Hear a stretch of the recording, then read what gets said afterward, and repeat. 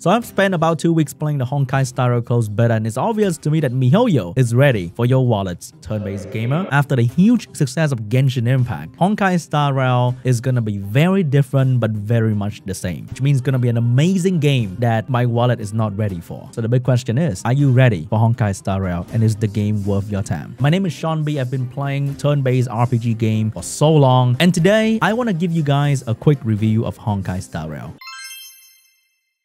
So first, what the hell is Honkai Star Rail? It is a turn-based RPG that has a very similar combat style to many popular gacha games that you've played before. From my personal experience, that will be Epic 7, Summoner's War, and even Raid Shadow Legends. Oh, today's sponsor. I'm just kidding. I am just kidding, okay? Each character will have a basic attack, a special skill, an ultimate skill, and each one of the characters will take a turn to perform their skill. It's gonna be depending on your speed. Yes, there's speed stat in this game, but it's not really that important. I'll explain later. The game will definitely make you fall in love with every single character. The main character, the side character, the evil boss, that random girl, that random lolly. So you will open your wallet and spend every single penny on summoning. Or in this game, warping. Did I mention it is a gacha game? Yes. What else? Now, let's talk about the story, because it is the main part of this game, which might be a good thing or a bad thing for you. Personally, I'm not a story guy, gotta admit, I hit the skip button a lot of time. But because Honkai Star Rail is a very story-heavy game, so I slow down and read the story. And I realized that, hey, playing this kind of way is not that bad. It is not always about optimization, best strategy, tier list, meta, all that good stuff will come later. But for now, for the first 12-24 hours of this game, I will read the story. And it was surprisingly not that bad. We're talking about world building, character development, plot twists, the cliche defeat the evil boss kind of stuff, but there's also childhood friend, there's also sister-brother rivalry. There are many hidden things you can find in the story, and the dialogues are great. They are much more natural compared to all the story game, because most gacha game out there, the story are kind of shit. They're just there, but you don't really give a shit about them. There are some good ones, like for example, Arknights, the lore, the world, very good. Epic 7 is alright. Honkai Impact 3rd was a very, very good example for a good story game. And in this game, the story continued to be even better. I will not dive into too many details because it's gonna be spoilers, and for a story-heavy game, you don't really want to hear spoilers. But in this game, the story is pretty good from a person who usually can't give a shit about story in the game. But by now, there are so many people who play turn-based game for the PvP, for the optimization, for the meta, for the tier list. After hearing all that, you are probably ready to turn off the video, because you'll be like, who play mobile game for the story? I know, okay? You can hit skip all the way. It doesn't matter. But the experience will not be as good, because all these characters, when you care for them, when you learn about the story, it's gonna be great. But if you don't really give a shit, it is okay, because the strategy part, the meta, the tier list, all the optimization you can do later on can be really fun as well. I'll get to that later. There's this one popular question, because the game is named Honkai something.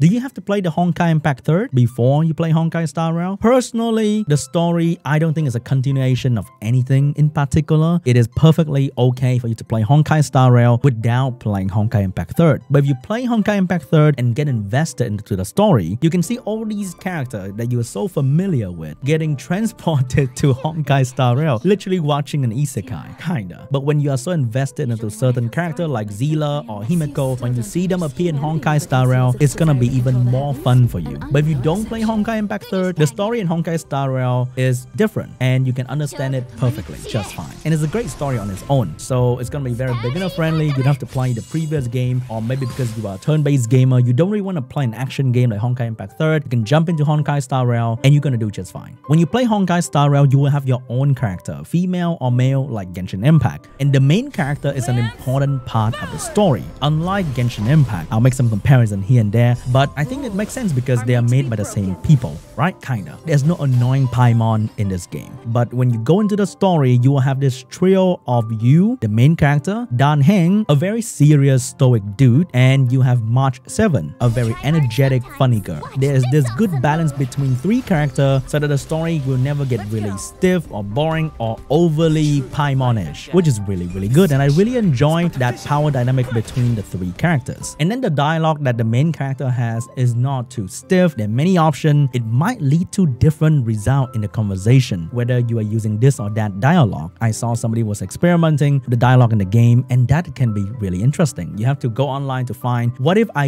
use this dialogue instead? What will happen? And that's the fun part as well. But overall, I think the dialogue is good. It's not too cringe, but the story is not too complicated. Like, you will not know what's going to happen. No. The story is simple enough for you to kind of know what's going to happen, but the emotional part will hit you when you don't expect it to, which is really fun. So story, I'll give it like an 8, 9 out of 10 because it is a story-driven game. If the story is bad, I don't think anyone's going to play Honkai Star Rail.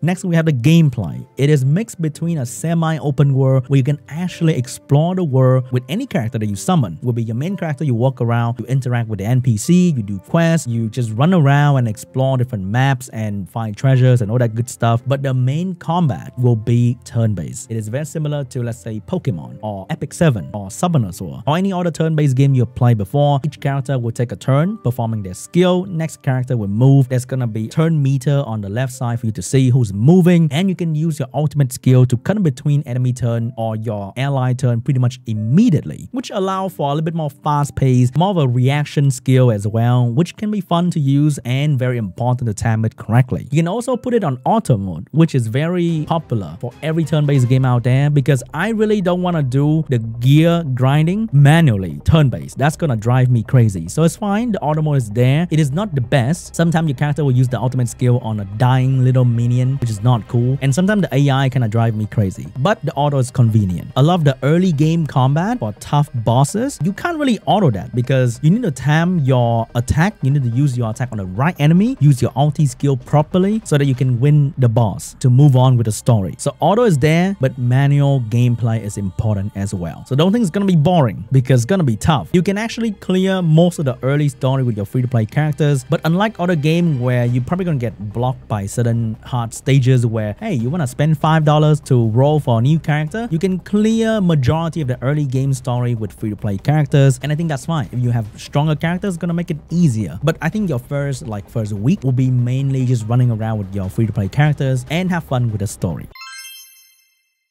In this game, the rock, paper, scissors system is very, very important. You have 5 different elements, and when you use the right element to break the enemy, so there's going to be an HP bar and a break bar. When you break by applying the correct element onto the enemy, hitting their weakness with like fire, water, or wind, then you can break their break meter bar. And if you break their weakness bar, you will do a lot of damage. This will help you a lot when using the right strategy, and this will discourage you to brute force with one single character to force you to learn about the game mechanic and use the right strategy, which is very important for a turn-based game. In other game where you can run around and dodge, is more about gameplay mechanic. You can kind of brute force with a single character and play the game well, but here strategy is important. So unfortunately, as much as I love Zilla or Kafka, I need to use proper elements, and I can't use them in every single battle. So it's gonna be important to build many different characters, have different teams, and play the game correctly. And the real challenge of this game starts after you finish the story. You know what's going on, and now you have to go and do the modes, and there'll be many challenging modes after that for you to challenge yourself and your team, like Simulated Universe or the Forgotten Hole. So in every game nowadays, there's gonna be a tower, a level by level progression kind of mode where it gets harder and harder and harder. So in this game, it is going to be the Forgotten Hole.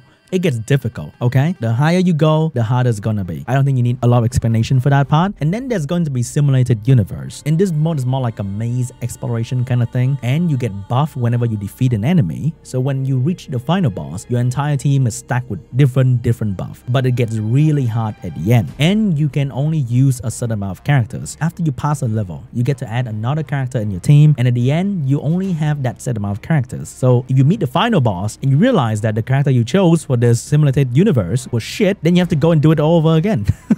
It's kind of annoying, but it gives you a lot of rewards at the end, which is great. Also, Forgotten Hole will also give you a lot of Stellar Jade, the premium currency. So those content will be for the tryhard, the optimized gamer, those who want to play the game super efficient, those who want to gear up with the best gear. You will challenge yourself in those modes, and it's gonna be a fun time for you. But how long can it last? I'm not exactly sure. There's no sign of multiplayer content yet. A lot of people have asked MiHoYo about multiplayer content. They didn't say no, but the game has a very strong single player turn-based space RPG kind of vibe. So I think if there's multiplayer content, it's not going to be like endgame PvP, ultra, big ass raid. I don't think there's gonna be that, but maybe some co-op content. I would love to see some multiplayer content, to be honest, because after you finish the story, you finish all the challenges in the game, you need something that will motivate you to grind gear. I think they know that from Genshin. That's like the main complaint, like, oh my god, there's no end game, blah blah blah. Hopefully in Honkai Star Rail, they'll bring all the experience they have from Genshin and they will make a better end game. That'll be cool. Or if they don't have, then you just go and do your Genshin, you do your Honkai Star Rail, then maybe you're gonna play ZZZ as well, and you don't really need an end game. The end game is to play all MiHoYo game and never escape. That's the perfect end game. Maybe that is.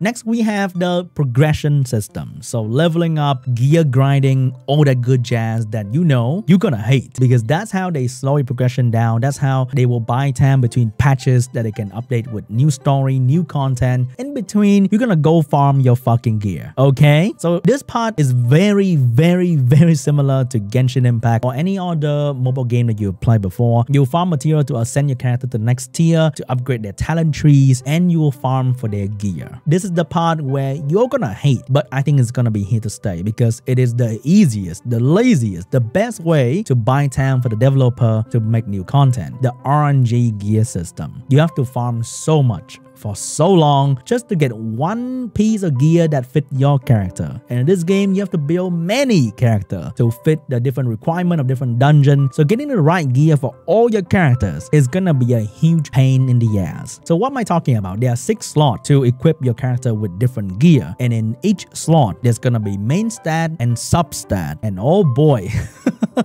getting the right substat, getting the right role on your substat. Hey, remember that? Yeah, it's here as well. And it's gonna be a huge pain in the ass. And I'm sure nobody enjoyed that part. But hey, that little moment where you hit the right stat, you feel really happy, the dopamine hit is like, oh, then maybe it's worth it. And you need to do something every single day. It's gonna be a little gear grinding, material farming, going around doing absolutely nothing. But I think that's just how it is.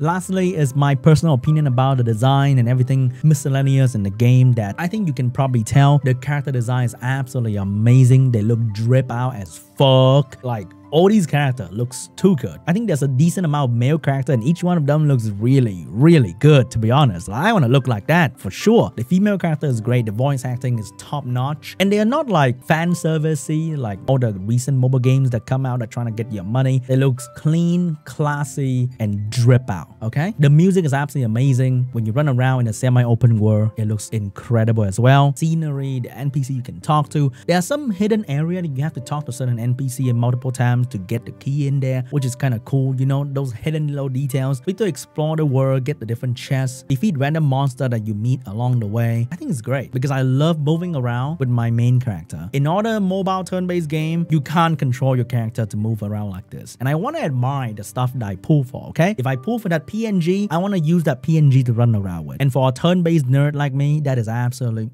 chef kiss. Amazing. That's my review of Honkai Star Rail. Let me know in the comment section down below what you think about Honkai Star Rail so far. Thanks for watching. I'll see you guys in the next video. Bye.